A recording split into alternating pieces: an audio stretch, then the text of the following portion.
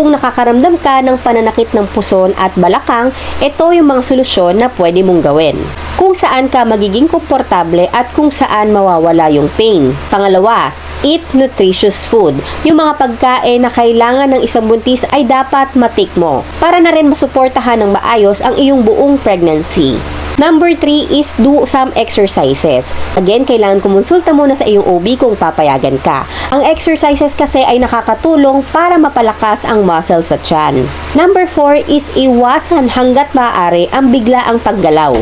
Number 5 is elevate your legs. Kung sakaling ikaw ay nakaupo o nakahiga, huwag kalimutan i-elevate yung legs. Hindi naman to ganun ka-importante pero maganda kung magagawa mo. Kasi mas maayos nito ang iyong blood circulation sa iyong katawan. And number 6, kung papayagan ka ng iyong OB, gumamit ka ng belly supporter. Makakatulong to para maiwasan ng pressure sa iyong round ligament at maiwasan din ang pananakit ng puson. So another informative video na naman para sa inyo. Sana marami kayong natutunan. Please don't forget to share this video para ma-share din natin yung mga knowledge sa mga pregnant mom. Thank you for watching!